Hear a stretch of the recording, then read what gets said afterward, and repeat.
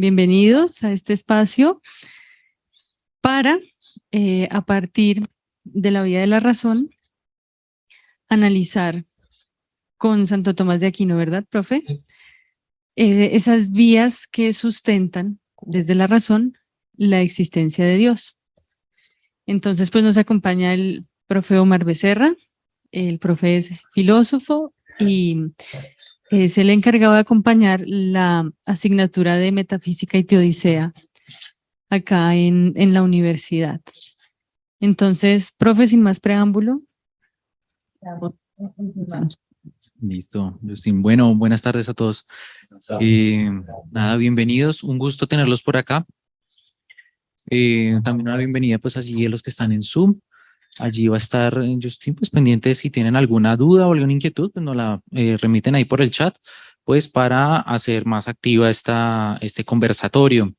Que básicamente pues Justin me comentó que entre sus clases y pues en su labor aquí en la universidad desde el departamento de pastoral, pues ha tenido acercamiento con algunos estudiantes y pues le han expresado, le han manifestado esta inquietud sobre pues Dios, sobre su existencia, que pues no resulta una cosa tan fácil, pero también muy acuciante, ¿no?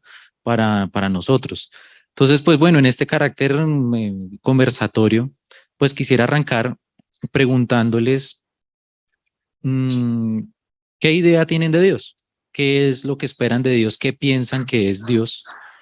Y básicamente, pues algunos que también expresan su inquietud es qué es lo que hace que dudemos de la existencia de Dios o afirmemos que Dios no existe.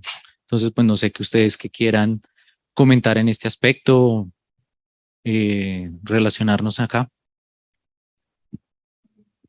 Los que están de manera virtual podemos participar.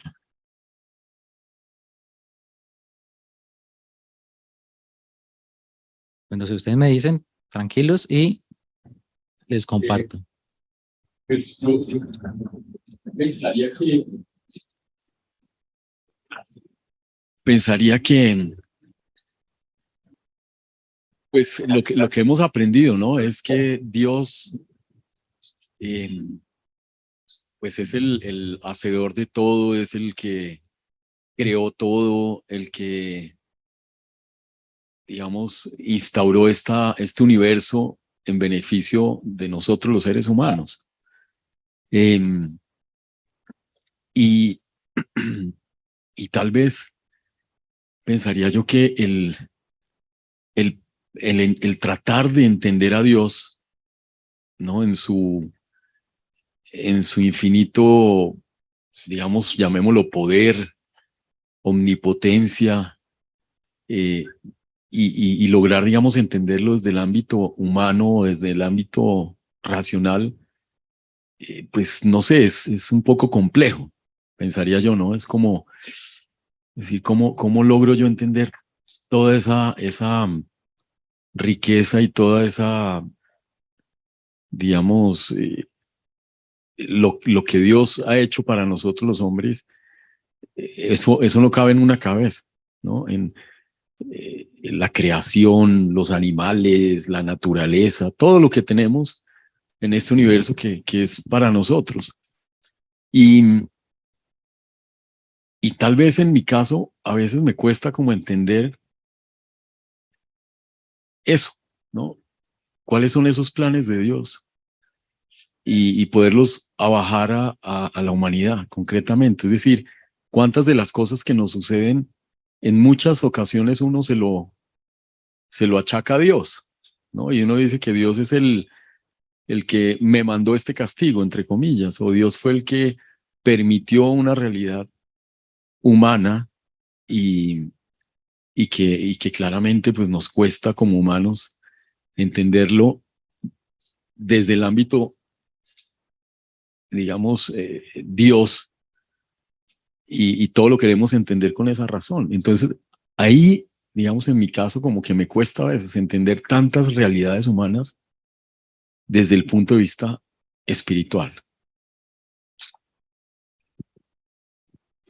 Perfecto, maravilloso. A ver, eh, ¿Allí quieren alguno más agregar ustedes, profes?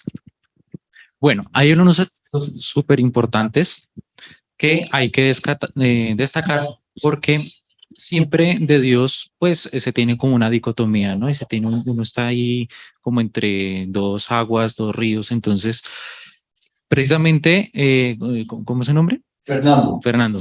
Entonces, Fernando nos hablaba de unos aspectos positivos que podemos detectar en Dios cuando nos referimos a Él, y siempre nos referimos con algunos nombres, creador o hacedor, y de Él pues tenemos también unos atributos. Fernando los mencionó, entonces son la omnipotencia, la infinitud, también pues Fernando pues entre líneas nos hablaba un poco pues cuando Dios hace y cuando Dios se relaciona con las criaturas, de alguna manera nos habla de lo que entendemos como providencia, ¿cierto? Pero también hablaba de unos aspectos negativos que pues nos resultan también un tanto difíciles de conjugar con eso que es Dios. Y en resumen, esto se transmite en el mal, ¿cierto? Es ahí donde a uno no le cuadran algunos aspectos. Pues bien, hay que tener primero presente las formas por las cuales nosotros nos podemos acercar a Dios y cómo se nos manifiesta Dios. Entonces, primero pues hay que tener presente que Dios no es solamente una cuestión de la religión. Para conocer a Dios a lo largo de la historia, pues se reconocen básicamente dos caminos: el camino de la fe y el camino de la razón. A nosotros siempre nos han llegado el mensaje de la fe, este mensaje de la revelación, y por ese camino, pues se nos ha transmitido de generación en generación lo que sea el mensaje, pues contenido en el Evangelio, el testimonio por los apóstoles y pues nada, por gente que estaba muy cerca a la religión. Pero en sí, eh, el conocimiento que nosotros podamos tener de Dios por revelación, pues es un conocimiento, digámoslo así, imperfecto, porque es una transmisión, y el tema de la fe, no solo hablamos de una fe religiosa, una fe sobrenatural, sino que hablamos también de una fe humana. ¿Y esa fe humana cuál es? La que podemos decir es el dato que transmite uno a otro, y simplemente por el hecho de la autoridad que ese otro me representa, o incluso la familiaridad, pues damos por sentado que eso de alguna manera es así. Pero siendo Dios pues una cuestión tan importante, pues necesitamos una vía de conocimiento que para el ser humano sea natural. Ciertamente la fe, y como nos lo presenta un poco el catecismo y como nos lo presentan algunos padres, es un dato revelado, es un dato de fe, y la fe en este aspecto no es algo irracional. Nos dice el catecismo que en realidad cuando nosotros asentimos a un dato de fe es porque la razón de alguna manera ve algo allí creíble, ve algo allí razonable, y no lo ve con total evidencia, pero a ese dato y a esa verdad que está allí contenida, la razón de alguna manera asiente, un poco a ciegas, pero asiente. El otro camino, y que es efectivamente el que resulta más natural y con natural al ser humano, que no le haría, digamos, de ninguna violencia, es el camino de la razón.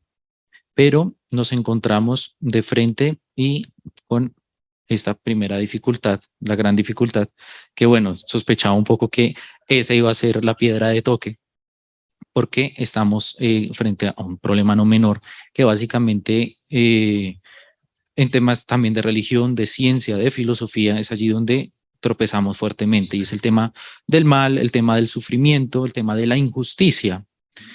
Eh, claro, cuando nos referimos a Dios, lo creemos, lo consideramos como efectivamente creador, y eso esperamos de un Dios, sea el que sea. Lo vemos como omnipotente, con todas las capacidades de hacer las cosas y hacerlas bien, ¿sí?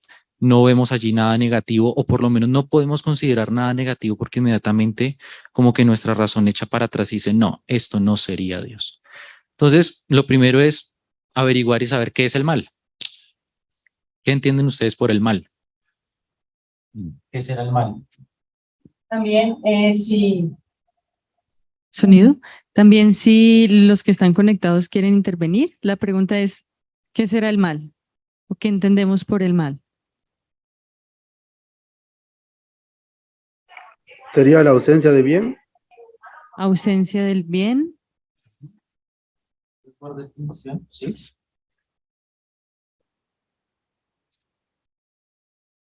También se podría comprender el mal como ese estado o esa situación en que se, se afecta y se perjudica un orden natural.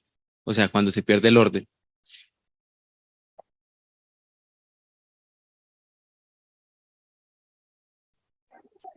Podría ser también la nada. Nada. Lo que va en contra de la dignidad de la persona.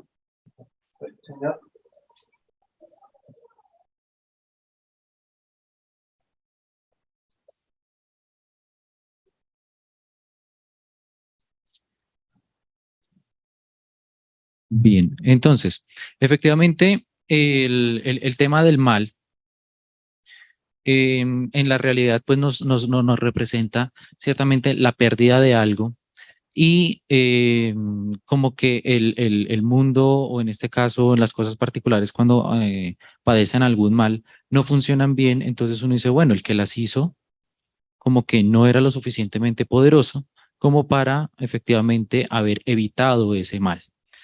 Pues bien, por definición, y Agustín, en esto, que es una de sus grandes cuestiones a lo largo de su obra, nos habla del mal, nos habla efectivamente que es la falta del bien, pero falta una palabrita allí, falta del bien debido a una naturaleza. Digamos que el mal lo podemos entender desde diferentes puntos de vista. Principalmente les voy a decir que el mal se puede entender como un mal metafísico y un mal moral. De de estos dos males, hay uno que sí contraviene completamente lo que es la naturaleza de Dios. Cuando hablamos del mal metafísico, hablamos que hay una ausencia o una carencia del bien debido.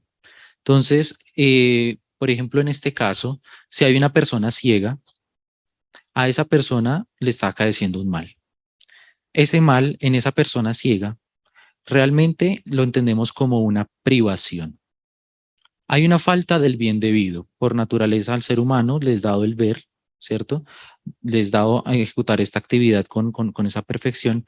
Cuando él carece de la vista, cuando no puede ver, ahí estamos hablando que efectivamente hay una carencia del bien debido. Pero para que podamos hablar efectivamente de el mal, tenemos que admitir una cosa. Y es lo que estamos dando allí por sentado. Que existe alguien que puede ver y que existe, en este caso, la vista, que es la que permite la existencia de ese mal. Por lo tanto, cuando hablamos de la carencia de bien debido, aquí por definición, estamos alcalando que el mal necesariamente necesita del bien para existir.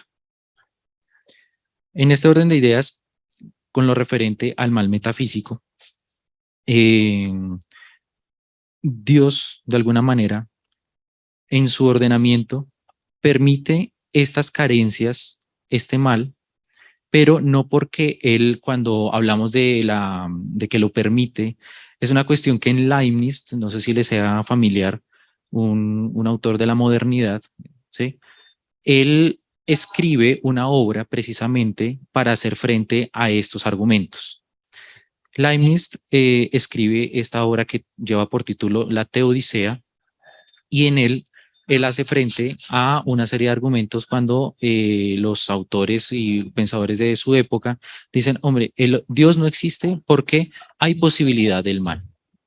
Y Leibniz les contesta con la Teodicea y con una serie de ensayos y dicen, tengan en cuenta qué es el mal. Y cuando hablamos del mal, estamos hablando efectivamente también de una privación y de que hay algo que se le ha negado a alguien por naturaleza. Dios cuando crea, tiene dos opciones: o crear una cosa completamente perfecta, sin ninguna mezcla de imperfección, y por lo tanto, pues, con todas las perfecciones posibles, ¿sí? En este caso, ¿qué crearía Dios en ese momento? Si admitiéramos que Dios pudiera crear algo completamente perfecto y algo que no pudiera ni siquiera acercarse al mal, Dios crearía en realidad otro Dios.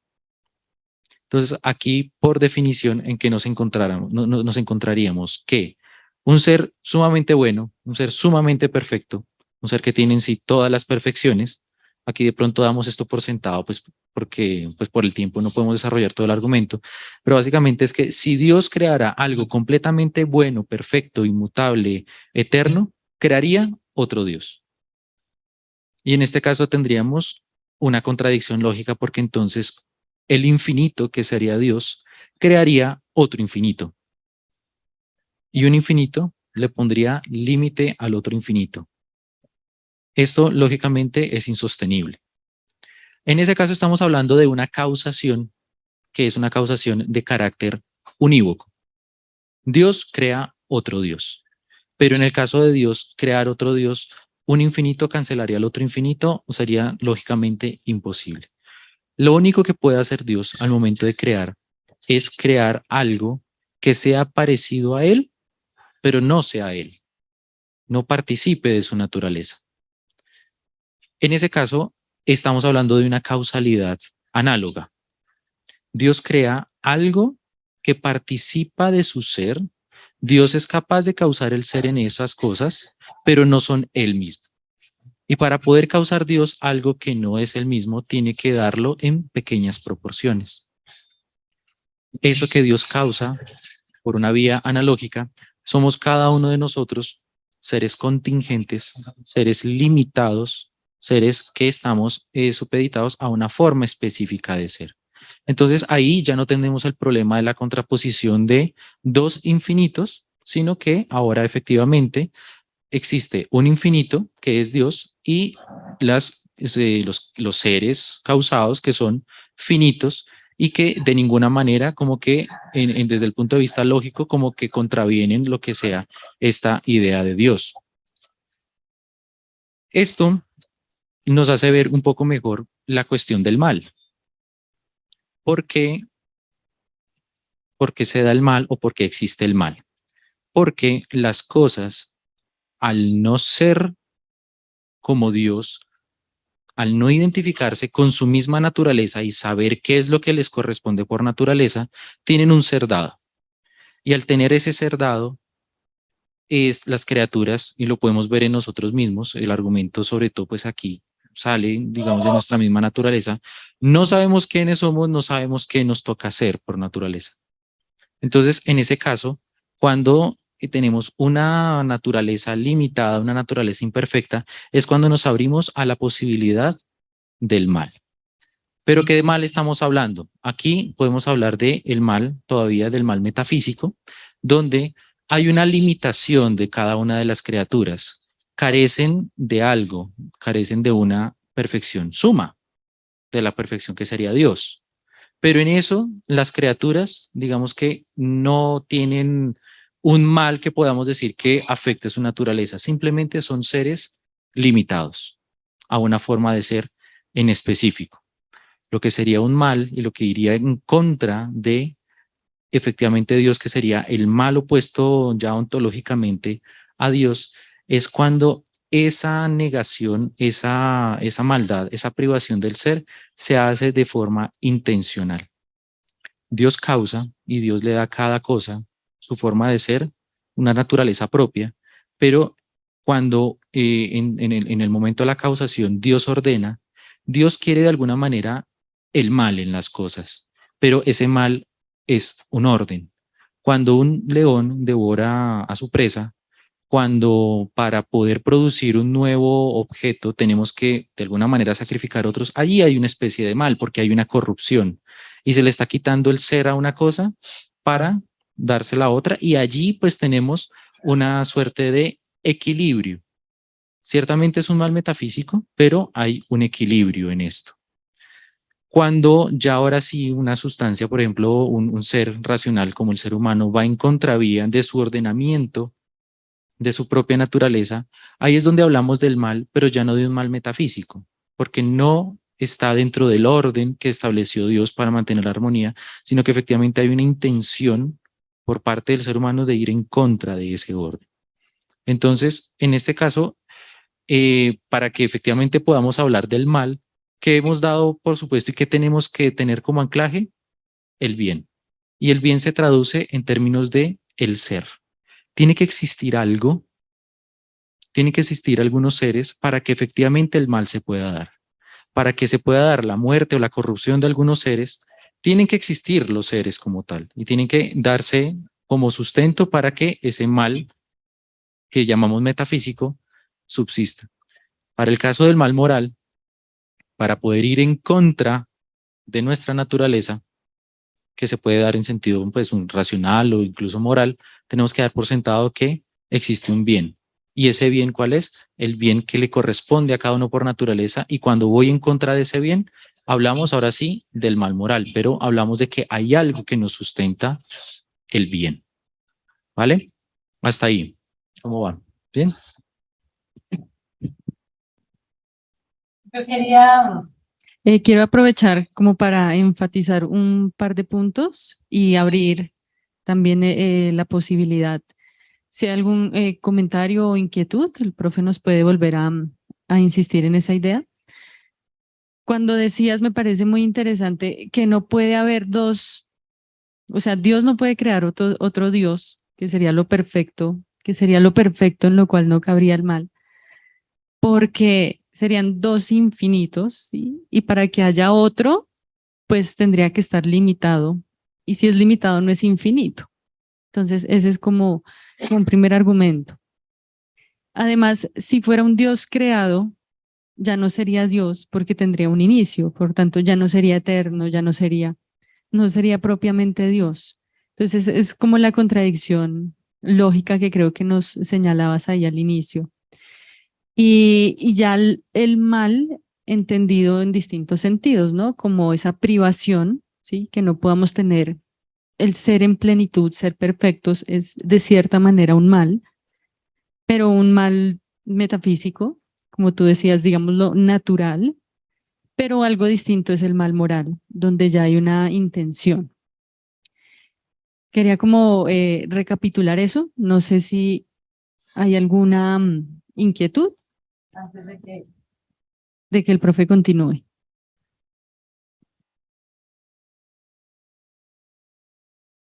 Bien, ciertamente el punto de partida de esto, y que es el tema hoy contemporáneo, sobre todo el tema del mal, es como el que más contraviene nuestra forma de percibir a Dios, porque en realidad el mal como consecuencia lleva al ateísmo, y el ateísmo está asentado sobre básicamente esta premisa que dice: si el mal existe, por lo tanto, Dios no existe, o por lo menos ese Dios no es todopoderoso.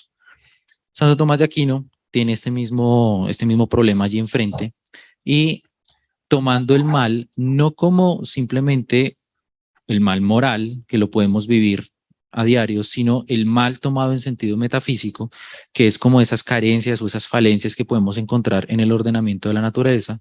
Santo Tomás nos dice, más bien el argumento y la premisa sería la siguiente: porque existe el mal, existe Dios. Porque el mal es toda carencia del bien debido. Cuando les ponía el ejemplo de la ceguera, en la ceguera en el hombre, ¿qué es lo que está faltando? Una perfección. Le está faltando un bien, pero cuando lo tomamos en términos de perfección, le está faltando algo de el ser debido. Todo el bien, todas las cosas, el bien y el ser son convertibles, nos dice Santo Tomás. También lo coloca en estos términos Aristóteles. Bien y ser son convertibles. En la medida en que una cosa existe, en esa misma medida tiene ser. Y cuando le falta el ser debido, efectivamente hablamos de que tiene una carencia, de que tiene un mal. El mal por sí mismo, un mal ontológicamente, como lo tendrían los maniqueos, por ejemplo, que es un mal subsistente por sí, ¿qué nos daría? ¿Qué nos diría? que existe algo que es por esencia no ser. Si admitimos la existencia del mal como principio, como algo ontológicamente consistente, estaremos hablando de que existe algo que es el no ser. Entonces afirmaríamos que el no ser tiene ser. Eso que nos viola el primer principio de la realidad, el primer principio lógico, que dice que una cosa no puede ser y no ser al mismo tiempo y bajo el mismo aspecto. Violaríamos ahí el principio de no contradicción, porque entonces le estaríamos dando al no ser existencia. ¿Cómo podemos conocer la ceguera? La conocemos es a través de la visión. La conocemos a través del ente que puede ver, de la cosa que puede ver o que puede ejercer la actividad que le es correspondiente. Por ejemplo, podemos hablar de que el hombre no tiene alas, de que el hombre no tiene 4 brazos.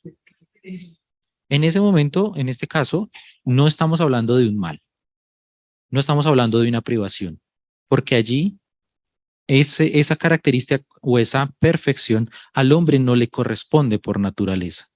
Entonces solamente se nos constituye en mal aquello que viola la naturaleza de una cosa.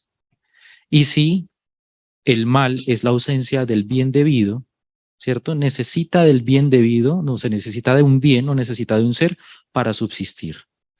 Y si el mal está presente en la naturaleza, en el mundo de una forma constante, nos lleva a admitir que el bien es una cosa que existe per se y que de alguna manera es el sustento de el mal, ya lo podamos nombrar como metafísico o como moral. Aquí el argumento y pues el sustento racional estaría básicamente cimentado en lo que sería el mal por definición, el mal como lo entendemos ontológicamente. Existen pues otros argumentos que yo les quería compartir pues para la demostración racional de la existencia de Dios. Estos argumentos de alguna manera sustentan y dan piso a esto que les estaba hablando de que pues Dios y la naturaleza participan del ser y que cuando algo no participa del ser debido, pues no pues participa o padece del mal, pero no por eso mismo nos lleva a concluir tajantemente pues que Dios no existe. Profe, una pregunta con respecto a eso que usted nos está contando me surge, y es la siguiente, es si claramente Dios, digamos, digamos, no va a crear algo que sea Dios, sino algo que, digamos, se asemeje a Él. Pero según lo que usted nos está contando, pensaría yo que la tendencia de ese ser, de ese hombre, la tendencia va a ser al mal. Y lo otro que se me ocurre es, en ese orden, digamos, de ideas, el tema de la inequidad, ¿no? Digamos, entre todo, entre los seres humanos, entre de pronto las posibilidades de la gente. Unos tienen más, otros tienen menos, unas oportunidades, otros menos, pero digamos, en ese orden pensaría yo, no sé si, digamos, estamos llamados, o lo que yo he entendido, estamos llamados a ser perfectos como Dios es perfecto. Claramente no somos dioses, pero sí pensaría yo que la tendencia, y le pregunto, profe, es si la tendencia del hombre es al mal, ¿sí? Constantemente. Como, digamos, nacemos niños de una vez con el pecado original, nos lo subsana el bautizo, y de ahí para adelante, un caminar. Entonces, la pregunta es, ¿el hombre tiende al mal? Y dos, ¿es posible que Dios en su infinito amor y no logre, digamos, encauzar a ese ser que tiende al mal eh, y que, no sé, que de pronto no pueda desarrollarse de una manera armónica y de una manera como Dios propone. Sí, eso. También tengo una pregunta. ¿Qué papel juega el pecado en la explicación de la existencia de Dios? Ahí, ¿ya? Ahí, pues, para que escuchen. ¿Hay otra pregunta? ¿Qué papel juega el pecado en la explicación de la existencia de Dios? Bien, a ver, la tendencia del hombre es la pregunta es como, ¿por qué el hombre tiende al mal? A ver, efectivamente, Dios no puede causar otro Dios porque inmediatamente entraríamos ahí en una contradicción y los dos infinitos, pues de alguna manera ya no se podrían dar, ni siquiera lógicamente es pensable esto. Cuando Dios causa, y en específicamente causa al hombre, Dios lo causa a partir de la nada. ¿Qué es esto, causarlo a partir de la nada? Que el hombre no existía en un momento y pasó a la existencia. Esa existencia y ese ser que tiene el hombre es un ser participado y es un ser dado, es un ser prestado. En el caso de Dios, Dios por ser sumamente perfecto, Dios, lo que es su naturaleza, que es su existir, su mismo actuar se identifican con él. Entonces Dios sabe qué es lo que es lo mejor, porque se identifica a Dios consigo mismo. Dios tiene en eso como una completa compenetración con su naturaleza. En el caso del hombre, al recibir la existencia que le es completamente ajena, Dios la da a través pues de una esencia y hace que una cosa sea, en el caso del hombre, sea un hombre. Pero este hombre tiene esa naturaleza de forma dada y el hombre no sabe qué hacer con su naturaleza, sino es a través de los actos. Cuando el hombre actúa, en ese momento comienza a autodeterminarse, comienza a ganar en ser, por decirlo así. ¿Y por qué el hombre tiende al mal? No es que tienda al mal por naturaleza. Cuando entendemos al mal, lo entendemos como una carencia del bien debido. Cuando el hombre, moralmente hablando, tiende a eso que llamamos mal, es que busca algo que no está en el mismo nivel o en el mismo código de su naturaleza. El hombre cuando actúa siempre actúa bajo la razón formal de bien y persigue un bien. Pero entonces, ¿dónde es que se equivoca? Cuando lo que apetece y cuando lo que busca no está conforme a su naturaleza. Y cuando no está en conforme a su naturaleza, es que está en contravía de lo que Dios quiso poner en esa naturaleza. Entonces, de entrada, para no ponernos tan dramáticos, que eso es una de las cosas que a mí me gusta un poco aclararles desde mi materia de metafísica y teodicea, es que efectivamente el hombre pues está un poco a la ciega al momento de actuar y la única forma de conocer qué es lo que le corresponde a él por naturaleza y qué es lo que quiere Dios de esa naturaleza es al momento de actuar. Cuando el hombre se equivoca, y aquí estamos hablando del error, el hombre en ese momento aprende y comienza a conocer su naturaleza y conoce qué es lo que le corresponde y qué es lo que no. Cuando, por ejemplo, pues coge un alimento que no le corresponde, que no va con su naturaleza y pues el compañero pum, se murió. Hombre, por ahí no es la cosa. Aprende a medida de prueba y error. Ya en el punto de vista moral, por ejemplo, cuando miente, ¿cierto? Hay también una falta a una perfección que le corresponde al hombre por naturaleza, que es la verdad. Pero no, el hombre no conoce eso que le corresponde por naturaleza, sino que hasta cuando actúa. ¿Por qué? Porque el hombre, su ser, su existencia, es una existencia dada. Y al no identificarse el hombre consigo mismo, no se conoce a sí mismo. Entonces, en esa elección puede fallar. ¿Qué es la libertad del hombre? La libertad del hombre, ya desde un asiento un tanto antropológico y metafísico, es la capacidad de extenderse a contrarios. ¿Por qué los animales no se equivocan? Porque los animales dentro de su misma naturaleza ya están determinados a lo que tienen que hacer y actúan siempre y de la misma manera y de forma perfecta. Uno los ve a ellos que se equivocan. ¿Pero por qué? Porque en ellos no hay la racionalidad. La racionalidad en el hombre, que es una perfección dada por Dios, prestada, es la capacidad de extenderse a contrarios, tanto a lo verdadero como a lo falso. Y esta verdad o falsedad se puede dar en el orden del entendimiento. Cuando yo afirmo bien de una cosa, conozco. Cuando afirmo mal, me equivoco, ¿cierto? Y en el orden moral está dado en el mismo orden. Cuando hago algo que va en armonía con mi naturaleza, entonces ahí me perfecciono. Cuando va en contravía, es ya lo que hablamos de el mal moral. Pero esa tendencia al mal en el hombre es uno porque no se conoce completamente, no sabe qué es lo que le corresponde por naturaleza, está en esa búsqueda, ¿cierto? Y porque pues también obedece a una formación cultural y una formación también histórica, porque en esto somos seres históricos, también reconocer qué es lo que nos hace bien y nos hace mal. Entonces, muchas veces la voluntad viciada de un ser humano hace que un bien que le corresponde a él por naturaleza, el conocer, por ejemplo, el amar a una persona en la medida de lo justo, amar a una persona como un fin en sí mismo, lleve a que a otra persona o incluso a sí mismo lo lleve a amarse o a reconocerse más bien como un medio, como un fin o como una bondad menor. ¿Pero por qué? Porque el hombre en eso está en una búsqueda. Y al no reconocerse a sí mismo, qué es lo que necesita, qué es lo que es, ahí es donde se da el error. ¿Y dónde se ha basado el error? De nuestra procedencia de la nada. Así nos lo dice Agustín y Tomás. ¿De dónde esa tendencia?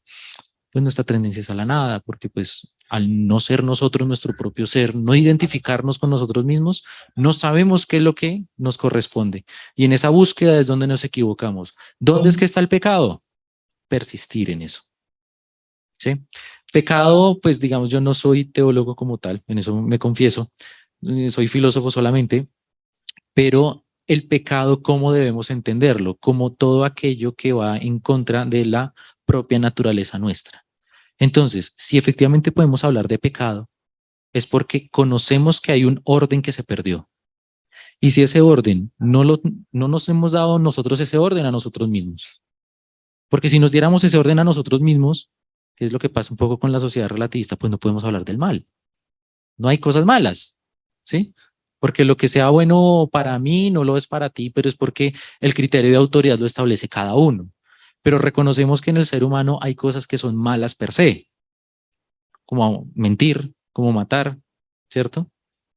Y si ese orden no lo hemos establecido nosotros, sino que lo descubrimos en la naturaleza, es porque ese orden fue dado por alguien que conocía los bienes, los fines y que causó ese bien en las cosas independientemente de nosotros.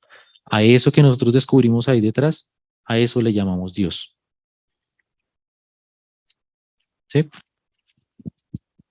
Muy bien, nos quedan 8 minuticos. Entonces, no sé, profe, si quieres como comentar alguna idea más y damos paso a algunos comentarios finales también de nuestros participantes. Ahí nos han comentado, sí, por el chat. Hay varias recapitulaciones de lo que ha explicado el profe, muy buenas. Y pues le rogaría a las personas que se han conectado, si nos pueden dejar en el chat su nombre y la institución a que pertenecen o de dónde vienen para que también podamos como incluirlos en la asistencia de este conversatorio. Adelante, profe. Bueno, entonces en primera instancia pues yo quería era como tener esta confrontación así como comentar, sabía que nos íbamos a encontrar con este tema del mal, ciertamente es un tema que se puede trabajar y ahondar muchísimo, muchísimo. Y pues siempre en la piedra de toque en cuanto a Dios está desde un punto de vista muy moral. Y lo relegamos a un campo que es el de la religión. Pues bien, la filosofía, y como me atrevo a decirlo así sin ambajes, casi que toda la naturaleza del hombre es abocada al conocimiento de Dios. Como les decía al principio, la forma más natural para el hombre ligarse a Dios y conocer a Dios es por vía de la razón. Esa vía de la razón, ¿qué nos implica? Nos implica que a Dios tenemos que conocerlo de alguna manera racionalmente, no por la voluntad, o sea, no por esto que podamos entender como la fe, ¿cierto? Sino más por el entendimiento, o sea, como un objeto del entendimiento. Santo Tomás de Aquino, en la Suma Teológica y también en la Suma contra Gentiles, él desarrolla una serie de argumentos. En la Suma Teológica es donde está mejor expuesto esto y está de forma sintética. Santo Tomás de Aquino nos habla de 5 vías para el conocimiento de la existencia de Dios. Santo Tomás de Aquino nos dice, a ver, una cosa puede ser evidente en sí misma y ser verdad en cuanto a sí misma, o una cosa puede ser evidente para nosotros, pero esa evidencia no puede ser de una evidencia inmediata. Entonces, por ejemplo, cuando se dice Dios existe, ese es un juicio de carácter necesario y de carácter evidente en sí mismo. ¿Cuáles son los predicados evidentes o los juicios evidentes? Donde sujeto y predicado se implican necesariamente. Cuando decimos Dios existe, estamos dando allí efectivamente su naturaleza y estamos definiendo su naturaleza. Pero ese predicado no es de carácter evidente para todo el mundo. ¿Por qué? Porque no todos saben quién es Dios y no todo el mundo sabe qué es la existencia y que la existencia le corresponde por naturaleza a Dios. Entonces Santo Tomás dice, por ese camino no es posible. El único camino que nos queda es el camino de la causalidad. Conocer a Dios por alguno de sus efectos. No nos vamos no nos vamos a mover como en lógica con un movimiento de deducción de un principio evidente como Dios existe a deducir las demás cosas. Nos es imposible. Lo vamos a hacer por vía de inducción. Entonces, Tomás de Aquino, en la Suma Teológica, yo quiero compartirles este breve texto. Dice lo siguiente, voy a tomar el argumento para la existencia de Dios, voy a tomar el tercer argumento. Dice, la tercera vía considera al ser posible o contingente y el necesario, y puede formularse así. Hallamos en la naturaleza cosas que pueden existir o no existir. Ustedes hubo un tiempo en que no existían y comenzaron a existir. Por eso entendemos un ser contingente, ¿vale? Pues vemos seres que se producen y seres que se destruyen, y por tanto hay posibilidad de que existan y de que no existan. Ahora bien, es imposible que los seres de tal condición hayan existido siempre, ya que lo que tiene posibilidad de no ser, hubo un tiempo en que no fue. Sí, pues todas las cosas tienen la posibilidad de no ser, hubo un tiempo en que ninguna existía. Pero si esto es verdad, tampoco debería existir ahora cosa alguna, porque lo que no existe no empieza a existir más que en virtud de lo que ya existe. Y por tanto, si nada existía, fue imposible que empezase a existir cosa alguna. Y en consecuencia, ahora no habría nada. Cosa evidentemente falsa. Por consiguiente, no todos los seres son posibles o contingentes, sino que entre ellos forzosamente ha de haber alguno que sea necesario. Pero el ser necesario o tiene la razón de su necesidad en sí mismo o no la tiene. Si su necesidad depende de otro, como no es posible, según hemos visto al tratar de las causas eficientes, aceptar una serie indefinida de cosas necesarias, es forzoso que exista algo que sea necesario por sí mismo y que no tenga fuera de sí la causa de su necesidad, sino que sea causa de la necesidad de los demás, a la cual todos llaman Dios. Es la tercera vía, me parece que es una de las más bonitas y digamos que así y fáciles de entender, porque en la demostración racional de la existencia de Dios estamos apelando a una vía de causalidad. Y en esto le estamos dando un poco la razón a los positivistas. ¿De dónde existe Dios? ¿Cómo lo pueden? No lo podemos conocer porque es que Dios no entra dentro de los instrumentos. Sí, sí entra. ¿Y dónde lo conocemos? En los efectos. ¿Cuál es el efecto que nosotros percibimos en este momento? El existir. ¿Y cuál es su causa? El que hay alguien que existe per se. Porque si nosotros no existíamos, ¿cierto? Tuvimos que haber sido causados por algo que existía. Algunos dicen, no, es que las cosas han existido siempre y la materia ha existido siempre.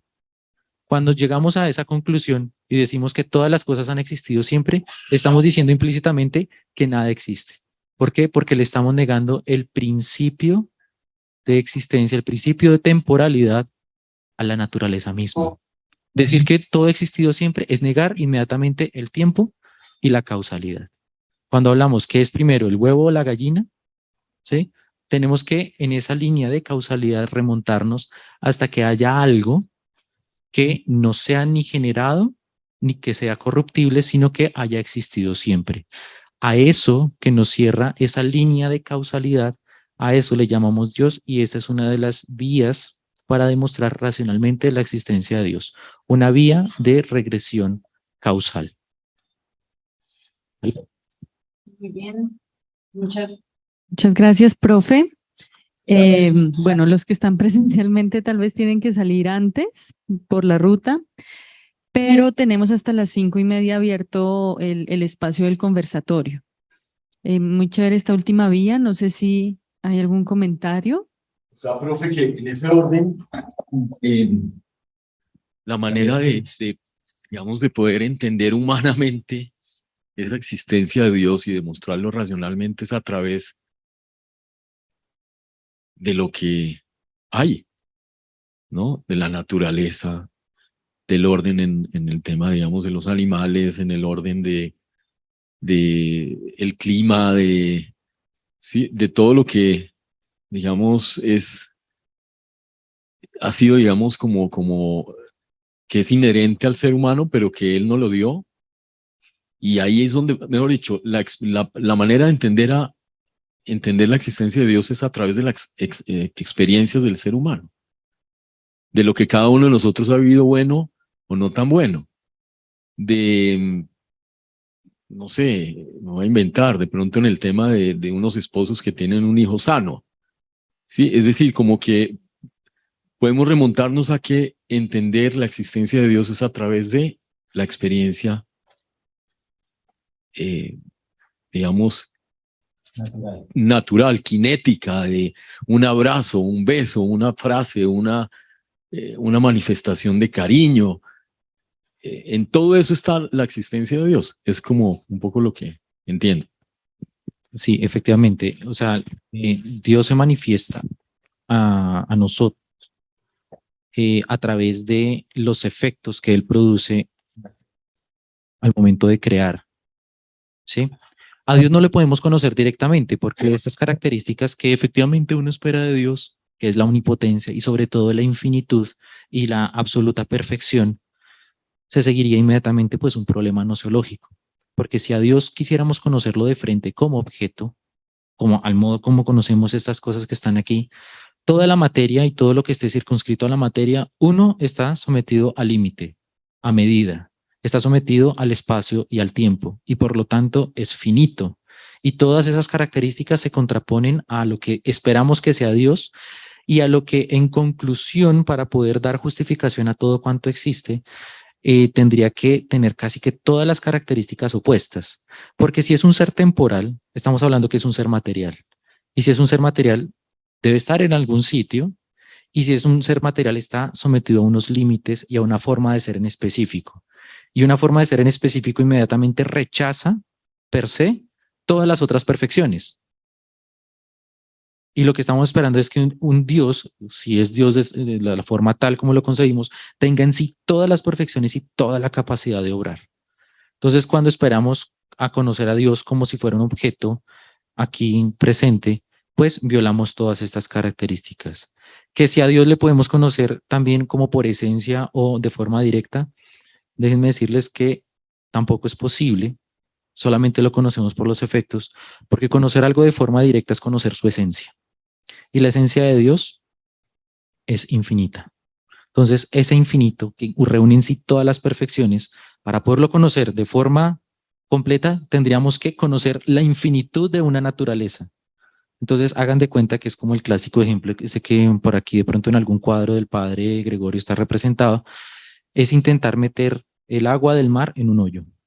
Es intentar meter el agua del mar en este vaso. Va a llegar un momento en que ese vaso va a perder su capacidad y se revienta. Lo mismo pasaría con el entendimiento humano al percibir a Dios, ¿cierto? Entonces Dios ha querido manifestarse al hombre a través de ¿qué? A través de sus efectos.